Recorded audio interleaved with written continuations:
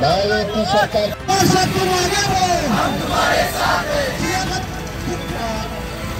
2023 पासून महिलावर होत असलेले राष्ट्रवादी काँग्रेस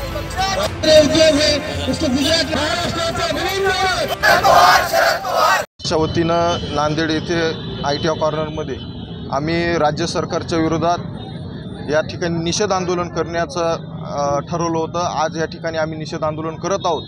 मागच्या काळामध्ये सरकारने महाराष्ट्रातील युवकांचा रोजगार हा गुजरातच्या घशात घातला आणि गुजरातच्या घशात घालूनही शांत बसले नाही, तर अजूनही हे उद्योग या महाराष्ट्रातल्या युवकांना बेरोजगारीच्या खाईत घालण्याचं काम या महाराष्ट्र सरकारनं आतापर्यंत करत आलेत। त्यासोबतच या महाराष्ट्रामध्ये शिव फुले शाहू आंबेडकरांच्या महाराष्ट्रात आज महिलांवर जे अत्याचार होतात त्याच्यावर कुठलीही म्हणजे कारवाई होताना दिसत नाही आणि हे आरोपी मोकाट फिरलेले आपल्याला दिसतात।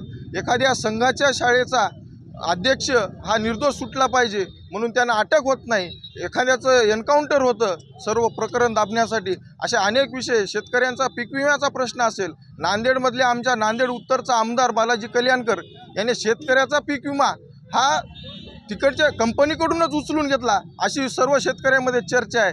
त्यामुळं या ठिकाणी आम्ही या सर्वांच्या विरोधात, महायुतीच्या विरोधात, या तिघाडी सरकारच्या, खोके सरकारच्या विरोधात या ठिकाणी निषेध आंदोलन करत आहोत आणि इथून पुढच्या काळात सुद्धा आम्ही हे आंदोलन चालू ठेवणार आहोत। आणि या महाराष्ट्रातली जनता येणाऱ्या विधानसभा निवडणुकीमध्ये 100% या महायुतीच्या लोकांना घरी बसवल्याशिवाय स्वस्त बसणार नाही, एवढी आम्हाला खात्री आहे।